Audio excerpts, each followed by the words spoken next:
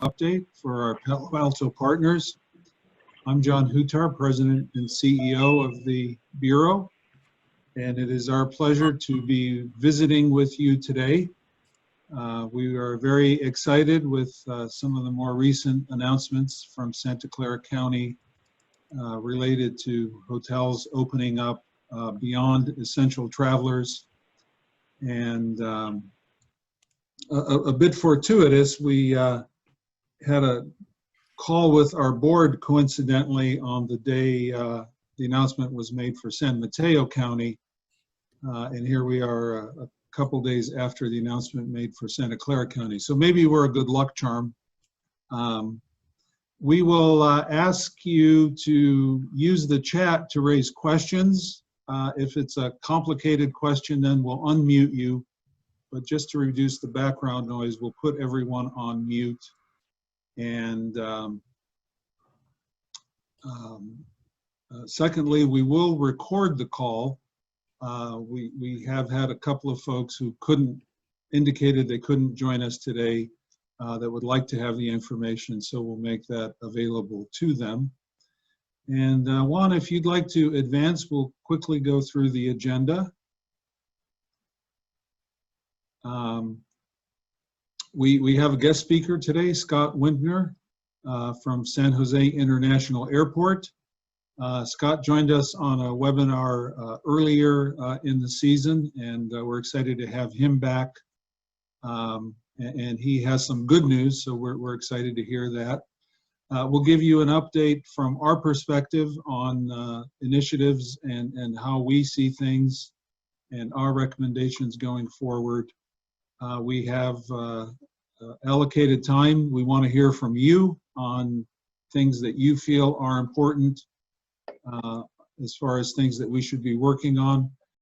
Some Q&A and adjourn by 11 o'clock. We'll do our best to keep this to the 60 minutes. And with that, we can advance one more. Juan. I'd like to introduce Scott Wintner, Deputy Director of Aviation, Marketing and Communications for Norman Mineta San Jose International Airport, code SJC.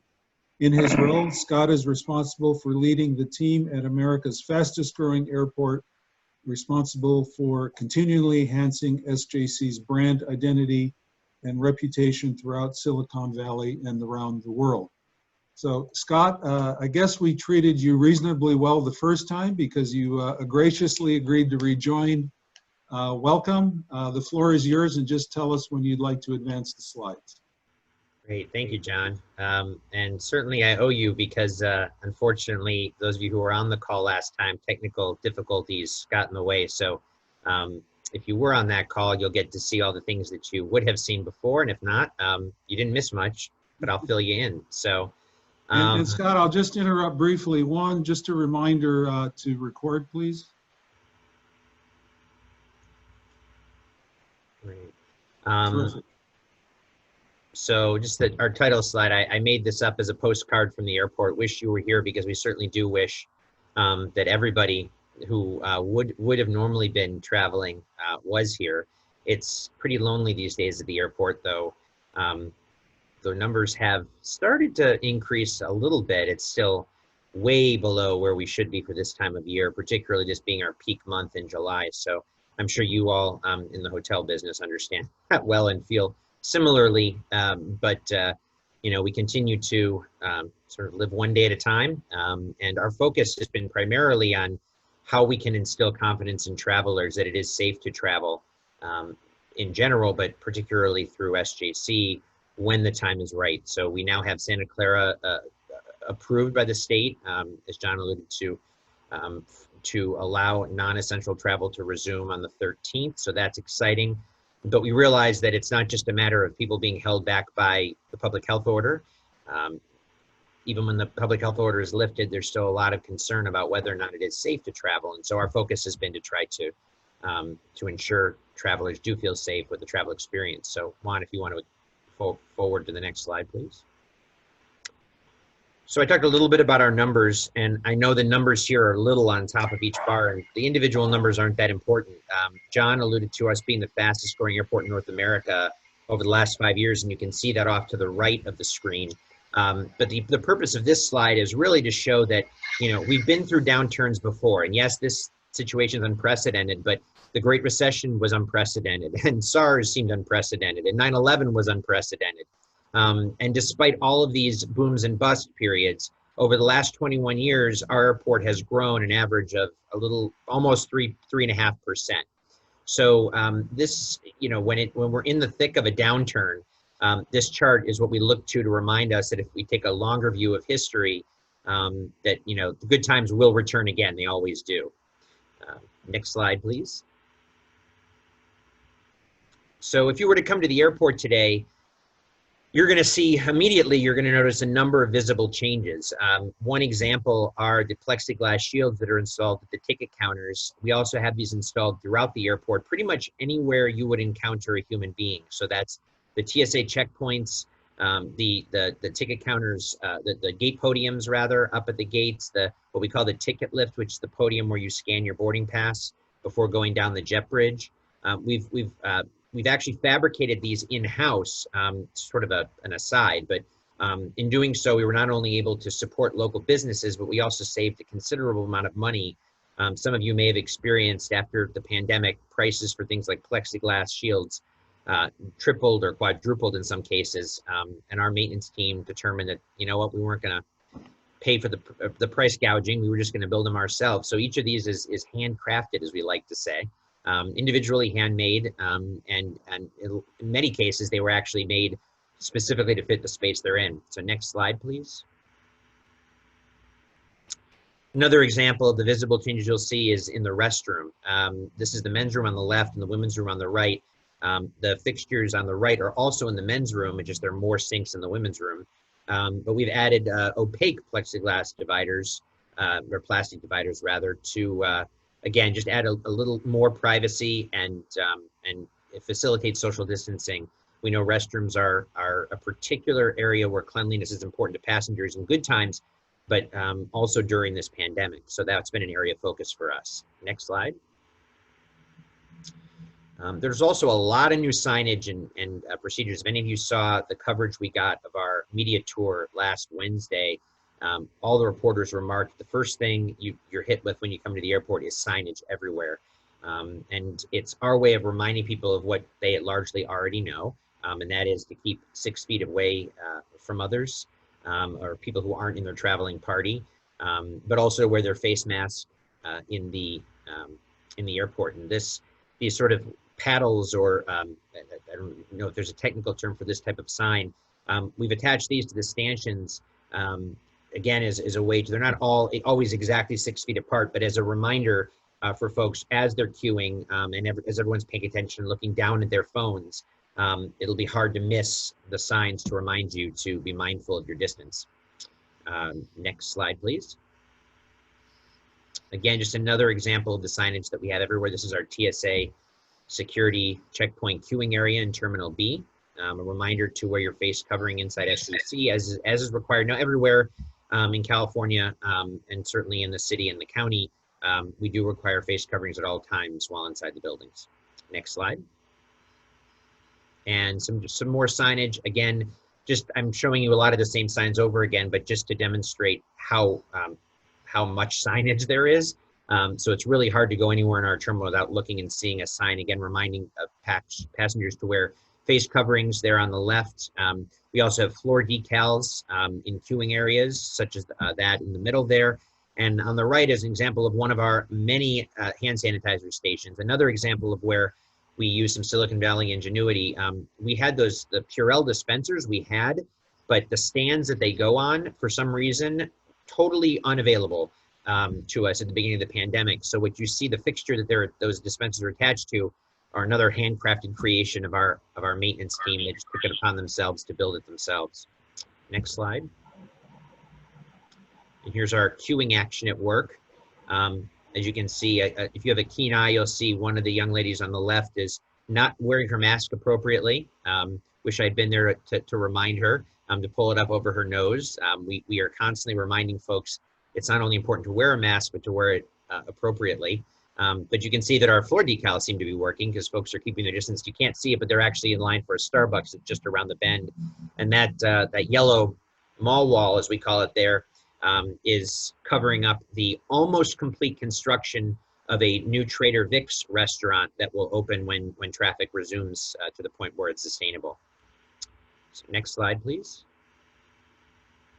So on that note, to give you an idea of what you can expect when you come through the airport in terms of services, as you might imagine, when traffic dropped to near zero, we closed the majority of our food and beverage concessions, and retail, though we kept at least one food and beverage outlet open in every terminal, frankly, primarily for the employees. You know, they were operating at a loss, but they were doing it so we had something.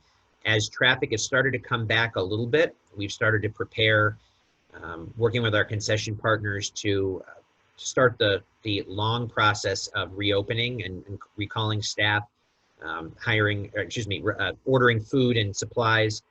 So we are slowly able to bring additional concessions on, and this is an example of a sign, the photos from a while ago, but an example of a sign that we have in place to educate travelers on where concessions are open once they pass the security checkpoint. Next slide. We're very proud of the fact that we're a very clean airport to begin with. Our cleaning has always exceeded the CDC recommendations for public facilities. That said, we understand that you can never clean too much in this environment, and travelers need to see evidence of that, and they're not just going to take our word for it. So we've gone even deeper in our deep cleaning, as we're calling it, constantly wiping down things like door handles, elevator buttons, seats, anything where people come in contact with. Our custodial staff's routinely cleaning. We're also, when we say high tech, we've also begun utilizing electrostatic sprayers, which you've probably seen now elsewhere. You'll see a photo of that in another context in a moment. Those are the foggers, as some people call them, but the spray guns that disperse a green cleaning solution. It's a totally biodegradable cleaning solution, or disinfecting solution, I should say, out into the air, and it is able to settle into places like nooks and crannies between keys and a keyboard, between tight seats, and all the spaces that a spray bottle and a rag aren't going to reach. Next slide. And this is an example of that fogging, as I was talking about. But I put these two photos up here to demonstrate that the key to success through this pandemic has been and will continue to be the effectiveness of our partnerships and collaboration with our stakeholder groups, largely including the airlines. So the passenger journey is made up of so many different components, and we can't be successful unless the entire travel journey is all in alignment in terms of providing travelers with the confidence that they can travel safely. And that certainly includes our hotel partners. So it's really a great opportunity to be here today to share with you what we're doing. And I look forward to hearing as the days and months go on, all the various things that you and your properties are doing as well to help keep our travelers safe. On the left here, you can see this is an example. Even though we do our own electrostatic spraying, Delta Airlines has made a priority to, at their own expense, electrostatic spray all of the security checkpoints that feed their gates all over the country. And so even though we do it, they do it as well, just to double check. So this is a member of their custodial contract team coming in and doing electrostatic disinfecting of the security checkpoint. On the right, you see photos of Alaska, one of Alaska's gates in Terminal B.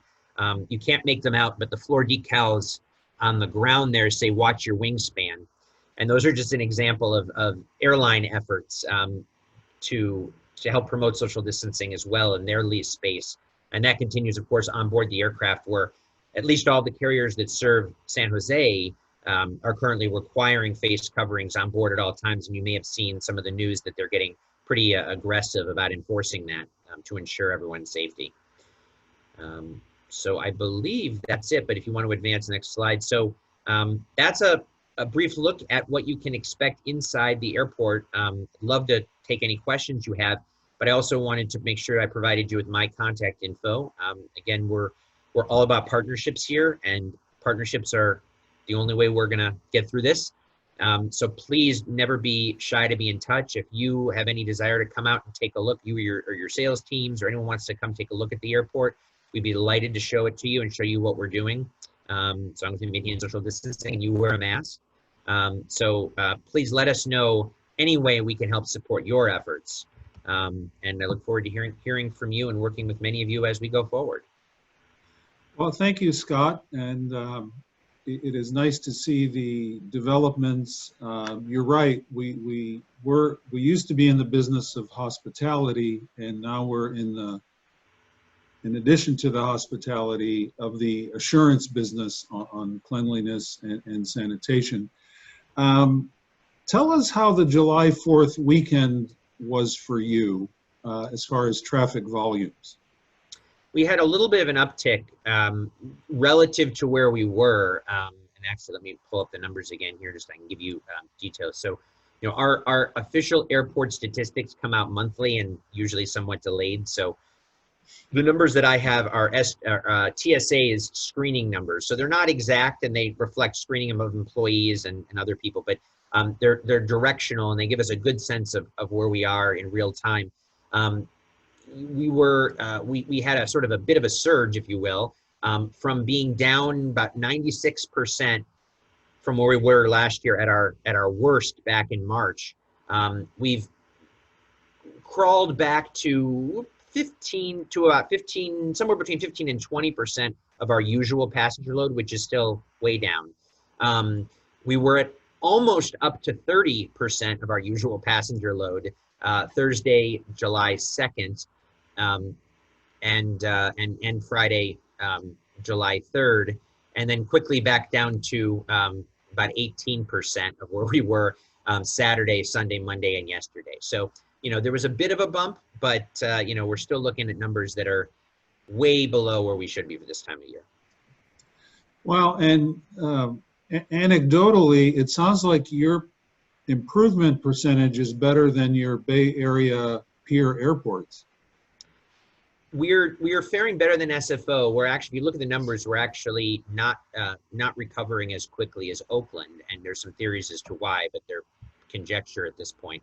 I think that the main reason why we are both Oakland and San Jose are outperforming SFO, however, is because such a large number of SFO's passengers are international, and with the international travel restrictions and limited flights, they're taking a much larger hit from that, whereas Oakland has very few international flights, and then in our case, our international flights are more than Oakland, but still far less percent of our total than SFO's. And of course, we are all anxious to have that coveted corporate market return, which looks like it will be a ways off. But in the meantime, we'll take tourists and leisure, and that's all a good thing. Yeah, it does seem that, you know, not conventionalism, you say, all of the best experts, which, as we all know, at this point, there's no precedent for this, so it's all anyone's best guess is the best we're going to get. But all the signs, for good reason, I think, point to leisure recovering faster than corporate, largely because of the duty of care, responsibility of companies, and I think the reluctance of many companies to take the risk for the travelers. There's a lot of question out there, and in my conversations with the folks from SVBTA and others, there's a concern about liability still, legal liability, and in terms of, you know, if someone travels for work. So at the same time, it's really hard for us to know, because in Silicon Valley, it's really hard to tell someone going on vacation versus a billionaire, you know, tech CEO who could be sitting there in torn jeans and a t-shirt too. So, you know, anecdotally, it's really hard for me to know who's traveling. We also have a fairly large gig economy. We have a lot of people who travel for work, but it's their own gig work, or they're freelancers or consultants. So, you know, again, this is all anecdotal. We won't probably know for a while how the recovery is shaped in terms of the distribution between leisure and corporate. Well, and thank you. In the chat, we were provided with some statistics that we will include in the notes as a backup for folks. We are getting a message here that there may be a problem with the screen for some of our viewers. I don't know if that's unique to everyone, or if it's happening to everyone, or just one person who dialed in. But Scott, we appreciate you taking the time. It's a busy week right after a holiday. Thank you, and we look forward to having you back again in the future, and we hope the good news keeps coming to you and everyone at SJC. Yeah, and same to all of you. Thanks for having me. Have a great day.